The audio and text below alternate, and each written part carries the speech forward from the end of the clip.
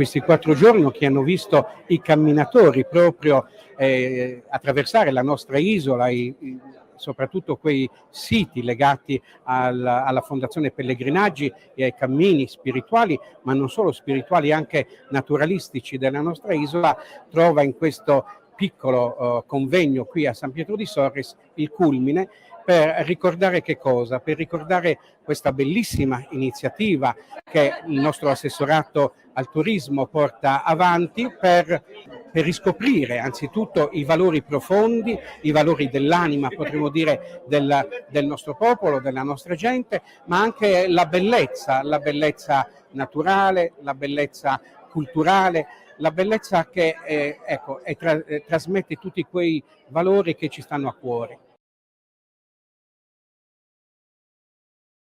Ecco, Malunidos, certo in questo dobbiamo crescere, ma vedere oggi questa partecipazione così corale, anche così diciamo corale e cordiale qui a San Pietro di Sorris, ci dice anche quello che è la nostra vocazione come abbazia, come luogo dello spirito, dove dobbiamo sempre trovare tutto ciò che ci unisce, tutto ciò che ci fa crescere e tutto ciò anche che ci rende, diciamo così, un popolo e una terra desiderabile, ecco, come oggetto anche di quel piacere e di quel divertimento, perché anche questi sono 2 termini importanti che la nostra isola può offrire. Come si dice, non soltanto con mare e spiagge, ma con una realtà interna, con una realtà quotidiana, ecco, che tenta ogni giorno di essere se stessa. La sfida futura è anzitutto quello di allargare i tempi, cioè dobbiamo far sì che i camminatori possano arrivare nella nostra isola durante tutto l'anno. Noi abbiamo, grazie a Dio, anche un clima che favorisce un'apertura del periodo turistico, del periodo delle visite, e quindi questo, ecco, è un primo traguardo che si vorrebbe raggiungere. L'altro è proprio quella di accogliere, perché io credo che il segreto è quello di essere un popolo dell'accoglienza, e allora questi itinerari, questi cammini vogliono essere un avamposto di tutto questo, che poi vale per ogni realtà dell'isola.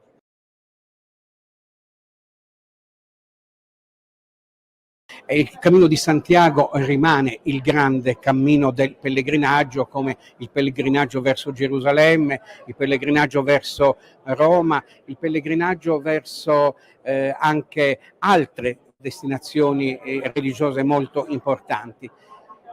Deve essere in piccolo, quasi quindi una sintesi di quelli che sono gli altri cammini più possibili, cammini più quotidiani, possibilità, ecco, anche a chi non ha troppi giorni e troppo tempo da dedicare, qui ci sono dei tragitti possibili a tutti.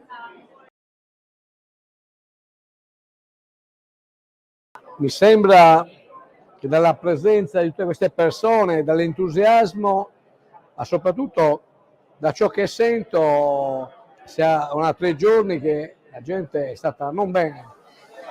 La gente non fa altro che parlare dell'accoglienza che hanno ottenuto dai vari sindaci dei vari comuni della Sardegna, hanno apprezzato i luoghi.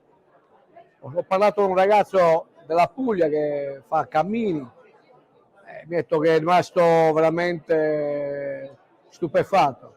Mi fa piacere. Io mi sono permesso di dire: lei di dov'è?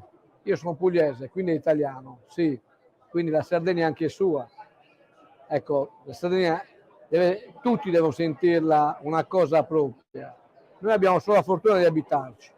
Vedete il coraggio di cambiare, di fare qualcosa di diverso, il coraggio di dare un'offerta turistica che non si era mai data. I cammini lenti, i cammini religiosi uniscono le persone alla spiritualità, avvicinano alla conoscenza dei monasteri, delle chiese, dei luoghi, dei territori. Quindi io credo che puntare ai cammini religiosi sia un dovere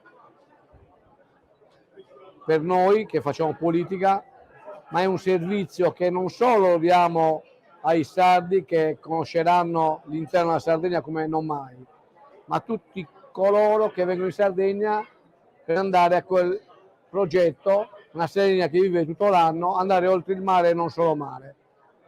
È un sogno che possiamo accarezzare, ecco, promuovendo l'interno della Sardegna, promuovendo le storie vere, le storie autentiche. Questo monastero è ricca ed è ricco di storia. Se noi lo sappiamo raccontare, saper promuovere, pensate che la Sardegna è ricca di non solo di monasteri ma di chiese, il romanico. Quanti conoscono il romanico? Allora, i cammini religiosi hanno un valore aggiunto, che è quello di far percorrere i sentieri, trovare tante chiese, tanti monasteri, tanti luoghi da raccontare. Poi l'accoglienza dei sindaci, l'accoglienza dei sardi che fanno la differenza, faranno vivere veramente questo sogno, questa avventura chiamata Sardegna, questa destinazione chiamata Sardegna.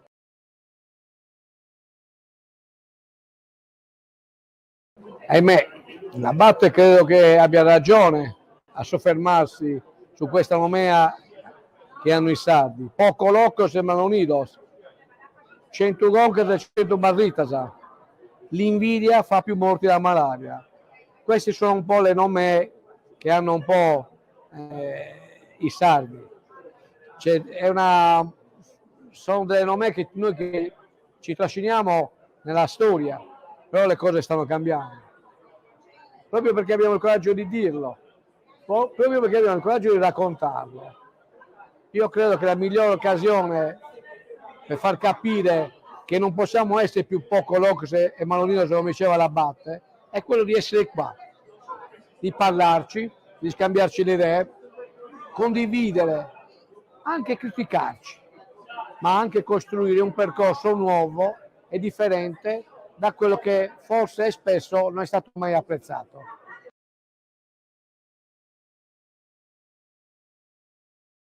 Io credo che non vada in archivio niente, questo è solo il proseguo di ciò che abbiamo iniziato. Adesso in finanziaria sto mettendo i soldi per le nuove fondazioni che si creeranno, in modo tale che così i soldi che vengono dati a quei soggetti pubblici, che chiamate fondazioni, che raccolgono 8 percorsi religiosi, 8 cammini, formati da oltre 250 comuni della Sardegna su 317, pensate un po', 3.200 chilometri per il momento strutturati. I soldi che sto mettendo servono per strutturare, geocalizzare i percorsi, informare, costruire i percorsi. Non si possono costruirli sulla carta e poi non offrire niente al turista che viene qua. Noi stiamo partendo col piede giusto. È vero, siamo indietro nell'offerta, ma saremo i primi, perché proprio copiando da chi ci ha preceduto, e noi siamo andati a Milano, un incontro di alcuni giorni per conoscere come si muovevano i percorsi nel mondo, i cammini lenti, i cammini religiosi. Dopodiché io ho già messo 500.000 euro per la prima fondazione che si è costituita, se ne stanno costituendo altre. Come vedete, anche la giornata di oggi è grazie a quei fondi messi per dare continuità a questo bellissimo progetto del cammino lento. Noi camminiamo in Sardegna, è solo un inizio, non è la fine.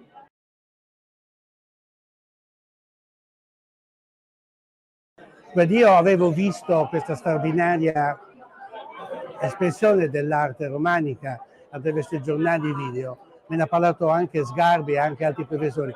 Viverla e visitarla è una grande emozione. Credo che il turismo e il percorso del turista non debba abbandonare i luoghi del mito, dell'anima.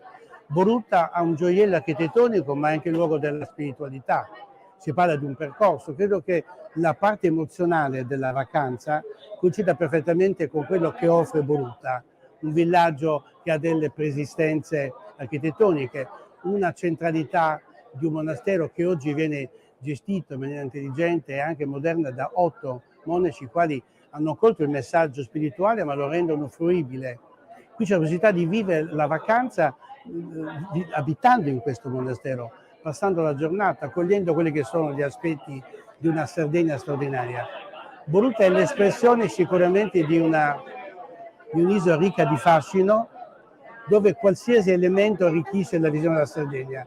Io da Presidente della Cosmeralda mi rendo conto che il mondo ci guarda come luogo del mito. Io potrei dire che la Sardegna è il luogo del mito diffuso, è diffuso in quanto noi possiamo trovare in ogni realtà un'eccellenza. E io penso che dal punto di vista della mia posizione parlerò moltissimo di questa abbazia e voglio pubblicizzarla nei nostri giornali, non perché non sia nota, non perché rappresenti l'eccellenza nella cultura del periodo del 1100 romanico, ma perché vuol dire offrire ai nostri consorziati, ai turisti, un momento importante. Scoprire la Sardegna significa anche scoprire questa realtà.